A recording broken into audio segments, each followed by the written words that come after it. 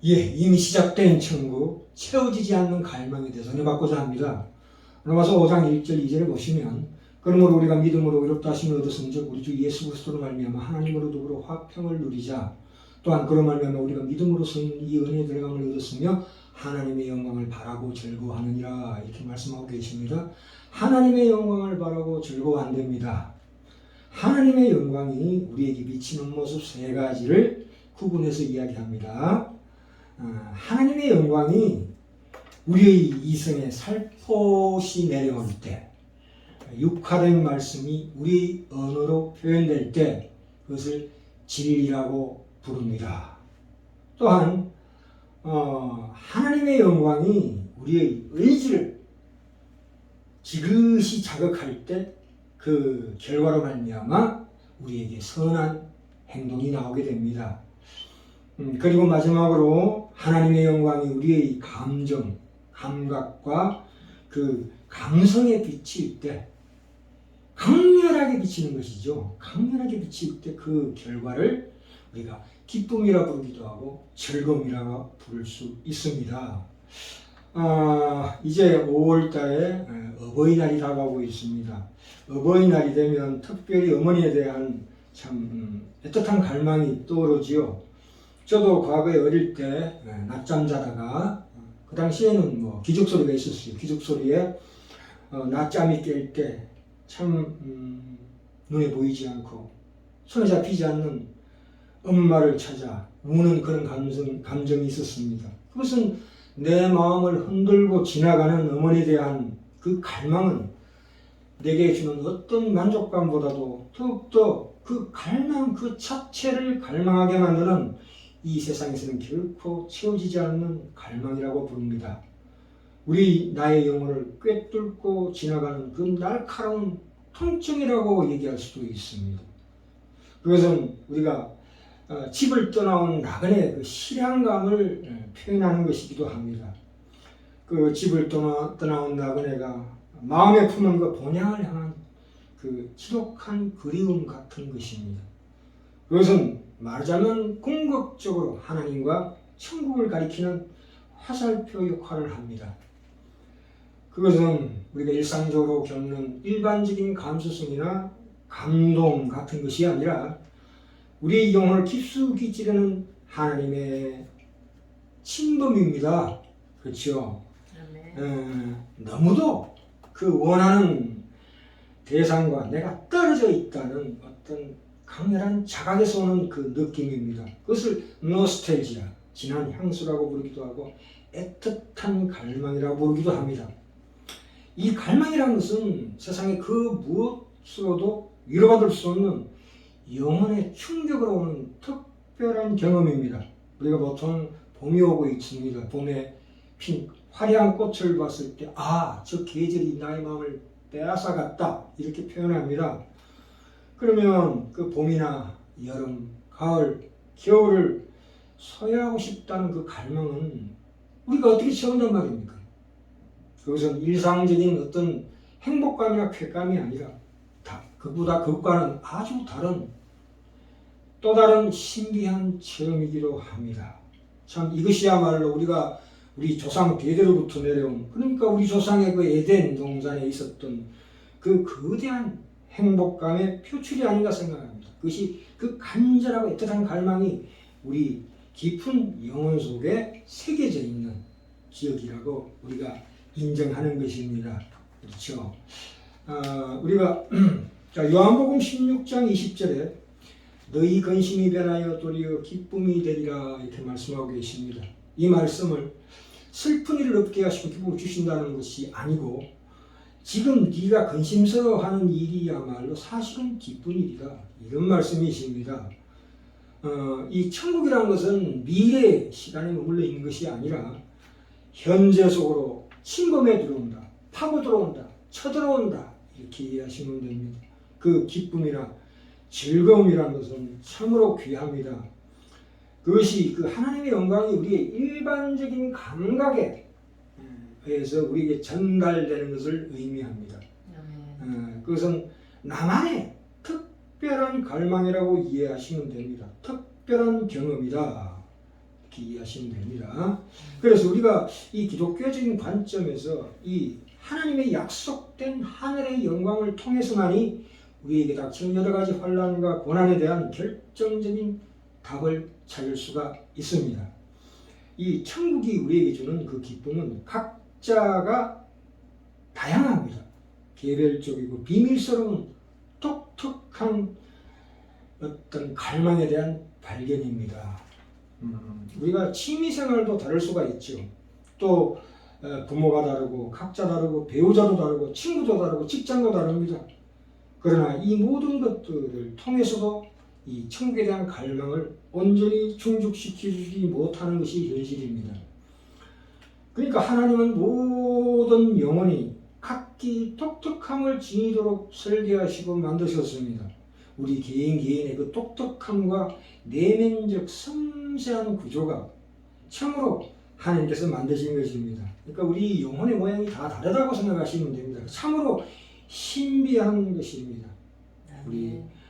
그런데 우리 영혼의 모양이 다 다르죠.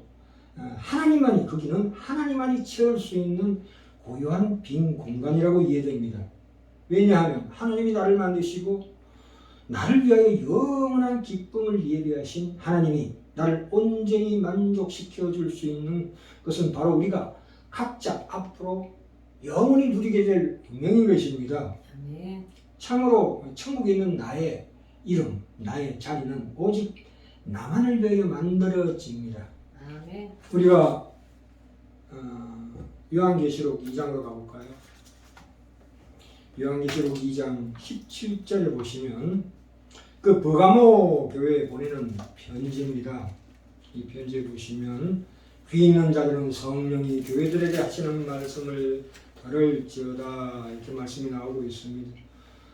우리 교인 한 사람 한 사람이 다 하나님의 말씀으로 변화되어 살아있는 성전을 짓는 것입니다. 이것은 이스라엘 백성이 출애굽했을 때 모세로 하여금 이스라엘 백성들이 들고 갈 수 있는 움직이는 성전을 짓게 하시고 또한 거기에 하나님의 보좌를 상징하는 언약궤를 제사장들이 들고 다닐 수 있게 했습니다.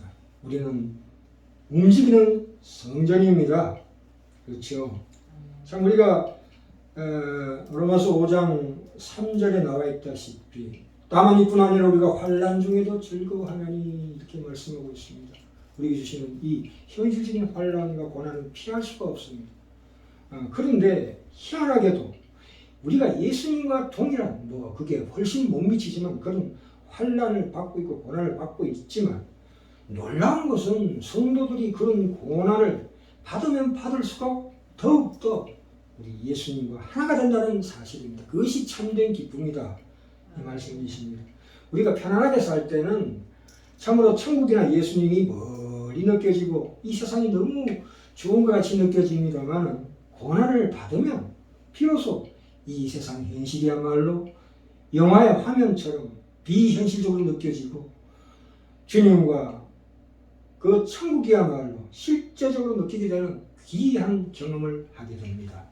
참으로 귀한 말씀이죠. 자, 그래서 계시록 2장 17절 뒤에 나옵니다. 이기는 그에게는 내가 감추었던 만나를 주고 또 흰돌을 줄 터인데 이렇게 말씀하고 있습니다. 그 돌 위에 새 이름을 기록한 것이 있나니 받는 자밖에는 그 이름을 알 사람이 없느니라. 그렇죠?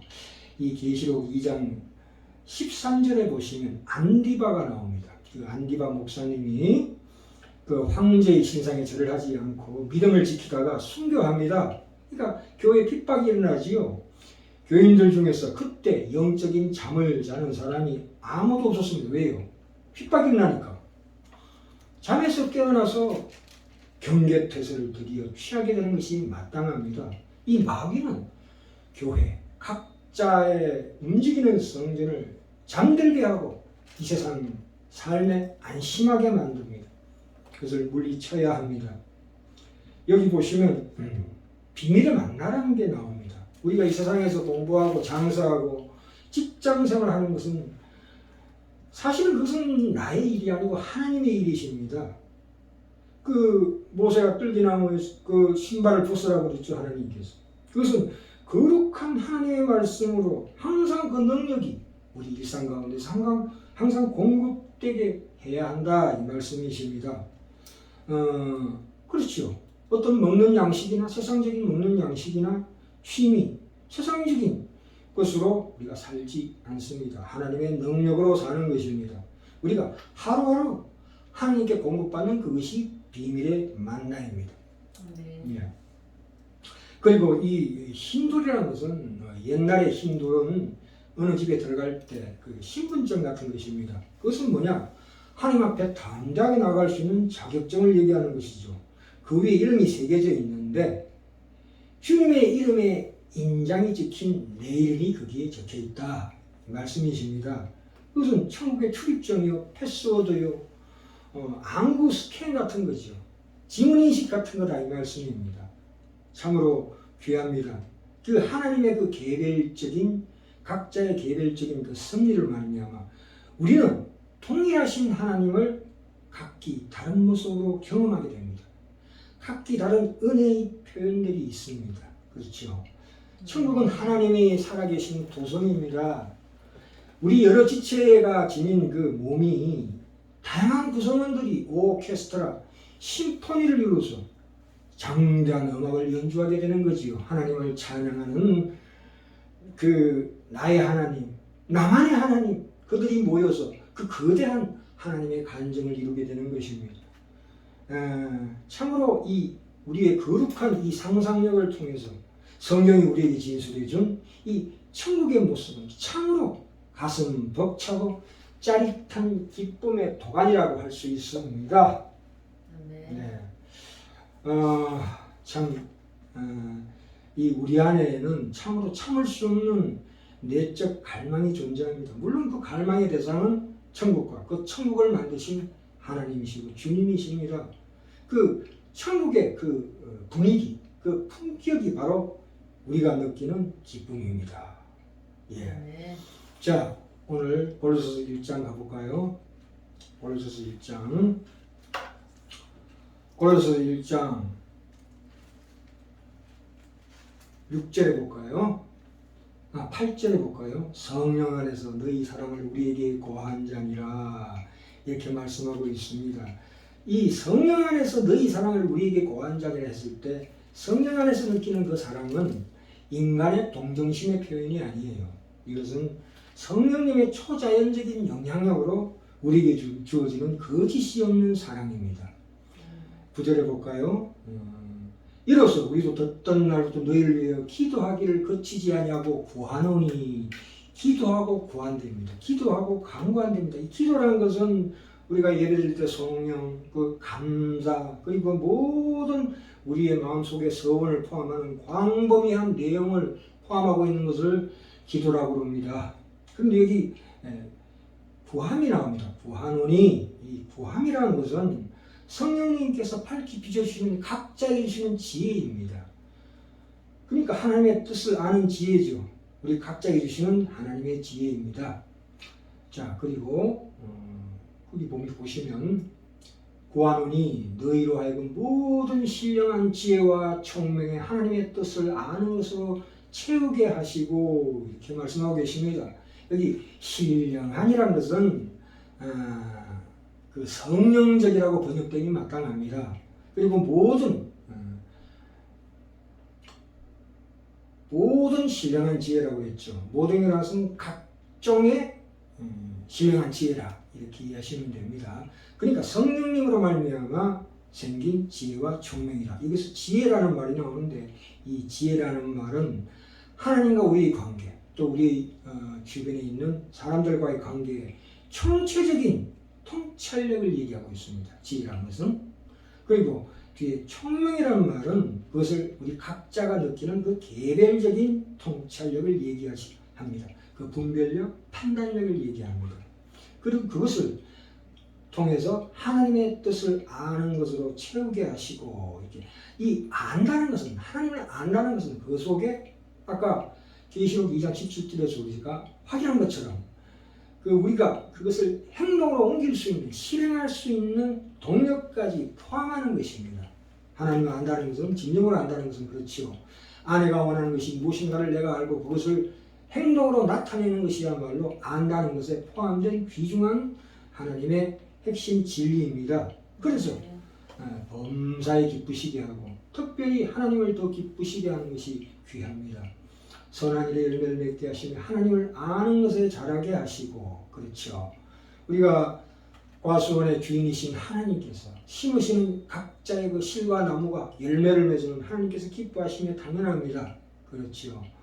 하나님을 아는 지식이 자라는 것이 바로 그의 열매입니다. 그것은 순종으로 말미암아 일어나는 현상입니다. 요한복음 4장 14절에 나오지요. 예수께서 내가 주는 물을 먹는 자는 영원히 목마르지 아니하리라. 나의 주는 물은 그 속에서 영생하도록 솟아나는 샘물이 되리라. 파도 끝이 없는 샘물, 더욱더 많이 고이는 샘물과 같습니다. 하나님을 아는 것은 말입니다. 11절에 보시면 범사에 기쁘시게 하고 하나님의 영광을 힘을 쫓아 하나님께서 나타내신 그 능력과 은혜를 가리킵니다. 능력은 하나님이 주시는 그 능력의 양에 비례합니다.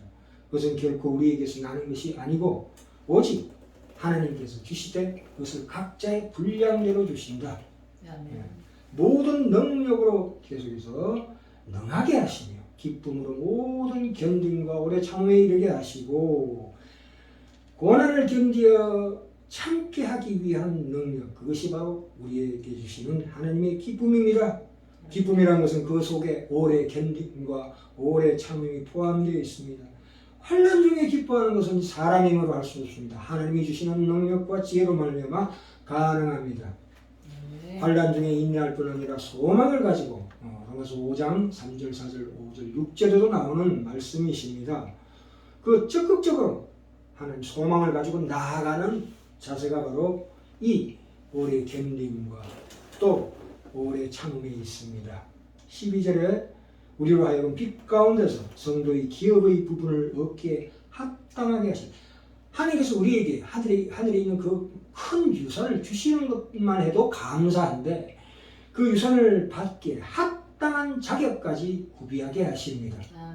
위로는 우리 주 예수 그리스도께서 하나님 우편에서 우리를 위하여 제사장 되시고 하늘에서 우리를 위하여 있을 곳을 예비하고 계시고 지금 이 아래 땅에서는 성령으로 말미암아 우리 자신의 그 하나님의 유산을 받을 수 있는 그 자격을 충만하게 만들어 가시는 지금 현실의 천국입니다. 그래서 우리가 결국은 아버지 나라에서 뭐같이 빛난다고요? 해와 같이 빛난다. 이렇게 말씀하고 계십니다. 자, 마지막으로 24절 볼까요? 참으로 귀한 말씀입니다. 24절에 내가 이제 너희를 위하여 받는 괴로움을 기뻐하고 괴로움을 기뻐한답니다. 그리스도의 남은 고난을 그의 몸된 교회를 위하여 내 육체에 채우느라. 나를 위하여 받는 괴로움을 기뻐하고 한다는 것은 각자가 당하는 현실적인 고난, 고통을 의미합니다. 그것은 질병일 수도 있고 여러 가지 고난일 수 있습니다. 근데 그 질병이 내게 주어진 그 질병, 암이나 뇌졸중마저도 그것은 하나님 우리에게 주시는 나의 십자가입니다. 그것은 져야 합니다. 그래야 천국이 똑바로 뚜렷하게 보이는 법입니다. 자, 이 예수님께서 받는 직접적인 순환은 예수 그리스도의 십자가로 말미암아 대속적인 가치를 가지지만 우리가 받는 간접적인 순환이 있습니다. 그것은 교회의 순환이라고 합니다. 우리 각자가 교회니까. 교회의 순환은 그 교회가 어떤 목표를 향하여 천국에 완성된 새하늘과 새 땅, 새 예루살렘 성과 완성되어가는 도중에서 필연적으로 나타내게 되는 하나님의 은혜입니다. 반드시 이것은 통과해야 하는 것입니다. 각자가 받는, 현실 속에서 받는 그 여러 가지 환난이나 고난이나 질병마저도 하나님께서 우리를 성화시키고자 하는, 급속도로 성화시키고자 하는 하나님의 진정한 의도입니다. 그렇기 때문에 그것을 기쁨으로, 물론 당장 기뻐할 수는 없지만 슬픔 가운데서 슬픔이 변하여 기쁨이 되게 하시는 하나님의 놀라운 은혜가 우리 각자의 신령 가운데 깊이 비치게 될 것입니다. 그것이 하나님의 영광입니다. 예, 네. 우리가 이 땅에서 느끼는 참으로 여러 가지 아름다운 것들, 어떤 귀한 것이라 할지라도 그것은 결국은 채워지지 않습니다. 그것은 천국을 갈망할 때, 하나님을 갈망할 때, 기뻐할 때 비로소 그 갈망이 채워지는 법입니다. 우리가 네. 이렇게 우리에게 남아있는 이 예수 그리스도의 뜻을 따라 그 길을 따라 우리에게 남아있는 고난을 우리 신자들이 충분히 감당할 수 있는 하나님의 능력과 은혜가 이 시간에도 우리에게 주어질 줄 믿습니다. 아멘.